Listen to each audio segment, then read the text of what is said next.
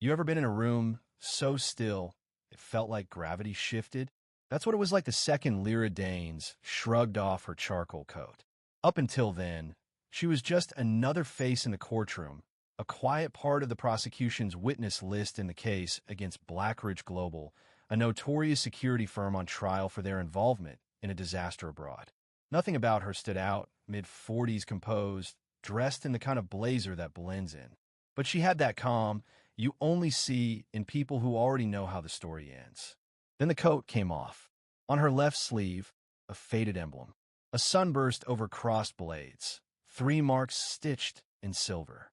You could practically hear the oxygen get sucked out of the courtroom. Even Judge Moreland, a no-nonsense retired colonel who ran his bench like a drill line, froze mid-breath. Let me rewind a little. This all took place in Harrington Federal Courthouse, right in the heart of Riverton. The building looked like a marble fortress against the sunrise, columns glowing like fire. Most people were just passing through. Lawyers eager to make names, agents in dark suits, camera crews. Then Lyra showed up. She moved like she belonged somewhere else, quiet, deliberate, like her watch ran on a different rhythm. At the checkpoint, the guard squinted at her ID longer than usual. "Witness for the prosecution," she said, voice quiet, with an edge you'd only notice if you'd served. He asked if her counsel was joining her. She just looked at him. "Don't need one." That was it. He waved her through like she carried her own clearance. Blackridge's top brass were lounging behind their defense team, smug in their designer suits, sipping water like it was champagne. To them, this trial was just one more obstacle before their next billion-dollar contract. Lyra sat alone on the witness bench, arms folded, eyes forward. If you weren't watching closely, you'd miss the scar along her wrist or how she always faced the door. When the judge entered, everyone stood. Prosecutor Naveen Calder, young, sharp, hungry, called Lyra to the stand. She stepped up, took the oath like she'd done it 100 times, sat down without a blink. "Name and role, please," Calder said. "Lyra Danes, Crisis Field Coordinator, Ellerin Province, 2016 through 2020. Then it started. For the next 45 minutes, she laid out what she'd seen. The aftermath of the bombing in McKeer Ridge, how she dug survivors out with her bare hands, identified Blackridge's weapons systems by sight, cataloged injuries that no insurgent group could have caused. She didn't raise her voice. No theatrics. Just clear, brutal detail. And that's what made it land so hard. You could hear the breath leave the room when Calder finally asked, "And you're certain these actions were carried out by Blackridge?" Lyra nodded. "No national insignia. But I know their tech. I saw the auto-lock drones, the thermal rounds. That's not standard military." Defense attorney Lucia Marlowe, slick as oil, pounced. Tossed satellite photos on the screen. "According to this intel, no aid workers were present at the coordinates you mentioned." Lyra barely blinked. "Wrong timestamps. See the shadows? The light's coming from east. That morning, it rained. Those images are doctored." Whispers spread. Marlowe paled. Judge Moreland leaned forward. "Where did these images come from?" he asked the defense. No one answered. That's when the judge requested Lyra remove her jacket for standard ID verification, he claimed. But it was more than that. She stood slowly, shrugged it off. The courtroom caught a glimpse of that emblem again, the one people thought had vanished decades ago. Moreland's voice cracked. "That symbol, it doesn't exist anymore." Suddenly, 2 men from the back rows moved toward Lyra. Plain clothes, eyes sharp. But security stepped in before they got close. Calder turned to her. "What's going on?" "They know who I really am," she said flatly. The next hour was chaos. Court adjourned. The defense huddled. Phones lit up across the gallery. Government reps started arriving. That night, Lyra sat down in a private chamber with Calder, the judge, and a federal intelligence liaison. She slid a sealed folder across the table. Inside, documentation tied to an outfit called Sable Unit. Officially disbanded in 2003. Unofficially, reactivated for shadow missions. Cleanup teams, off-the-books work. Places the government denied even being. Blackridge was their contractor. The judge asked why she came forward. Her reply? Because everyone else is dead, bought, or silenced. Someone has to carry the weight. Calder noticed the habits.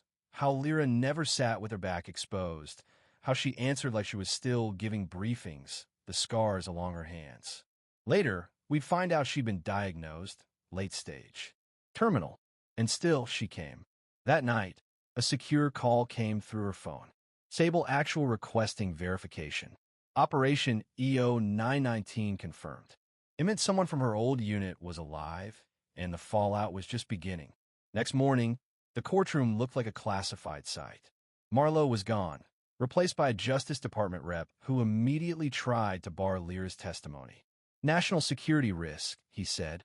Judge Moreland wasn't buying it. Who are you exactly? She rose, even from the wheelchair they'd rolled her in. Commander Lyra Danes. Sable Unit. Honorably retired. She dropped another folder on the desk. This one had names, accounts, footage, everything Blackridge had erased or thought they had. Dates, kill orders, civilian casualties. A general stood in the back. She speaks the truth, he said. She was the best of us. The courtroom erupted. Calder motioned for immunity protections. The defense collapsed into damage control mode. The government scrambled. Lyra? She almost passed out on the stand. Doctors rushed her to the hospital. But even from the ICU, she pushed to ensure the evidence went on record. Blackridge executives were arrested.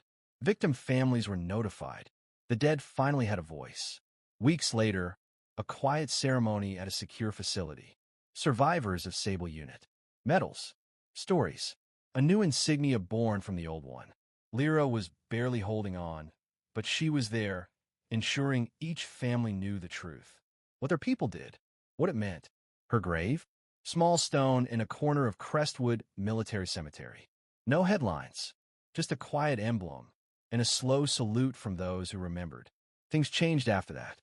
Oversight committees formed. Contract laws revised. And Calder now had a National Inquiry Office tracking other hidden ops. One day, her phone rang. Different name, different case. Another whistle in the dark. Because truth doesn't disappear. It just waits for someone brave enough to carry it back into the light. Lyra Danes didn't live to see the ripple effects of her testimony fully unfold. She never got to read the classified memos acknowledging the wrongdoing, or see the CEO of Blackridge Global being led out of a private jet in cuffs. She didn't hear the new Oversight Committee, codenamed Sentinel Row, announced quietly during a midnight congressional session. But she didn't need to. She'd done what she came to do, and she did it alone. In a world where secrets are currency and silence can be bought in bulk, Lyra dragged the truth into the open, bloody, fragile, undeniable. She didn't raise her voice. She didn't fire a shot, but she changed the course of things. And yet, the world didn't stop for her. The headlines barely whispered her name. Most papers buried the story under politics and celebrity scandals.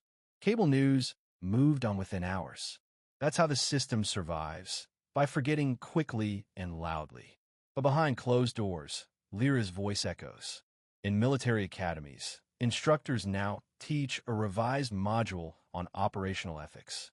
In war rooms, her testimony is used as a case study in what happens when command loses its soul. And in quiet homes from McKeer Ridge to Riverton, families who once thought their loved ones had vanished without meaning now know they died in service to something real. It wasn't justice with a capital J. There were no parades, no marble statues, but it was something. It was enough. You want to know if the guilty paid? Some did. Others slipped through the cracks, protected by shell companies, diplomatic immunity, or the simple fact that the machine is too big to catch all its parts. That's the truth no one wants to hear. Justice isn't always symmetrical. Sometimes it bleeds out slowly over years, barely noticed. But the fear? The fear changed sides. Now they look over their shoulders. Executives, officers, politicians, they know the rules aren't as safe as they once were. They know someone like Lyra might be out there. Someone quiet. Someone stubborn. Someone with a folder full of names and nothing left to lose. Because truth isn't a thunderclap. It's not a sudden explosion that wipes the slate clean. Truth is a splinter. It sticks. It festers. And eventually, it demands to be reckoned with. Lyra wasn't the first whistle. She won't be the last. A month after her funeral, a slim package arrived at Calder's office. No return address. Inside, handwritten notes, maps, surveillance logs. Different country, different cover-up. Same pattern. Someone else picking up the thread. Someone else whispering into the dark. I saw what they did. So here we are. In a country that prides itself on transparency, shadow operations still thrive. But they don't thrive quietly anymore. Not after her. Now there's a record, a precedent, a name that lives in sealed files and whispered conversations. Lyra Danes, codename Emberfall, Sable Unit. She didn't set out to be a hero. She never called herself one. She just refused to forget, refused to sit quietly while others were erased. And maybe that's the real legacy. Not the documents or the medals. Not the changes in protocol or the closed-door reforms. But the idea that one person, armed only with the truth and enough grit to carry it, can still crack the foundations of power. So what now? Now it's your turn to ask yourself the hard question. When the truth comes knocking, uninvited, inconvenient, undeniable, what will you do? Turn away or listen? Because the truth doesn't die. It waits for someone like her, or maybe someone like you.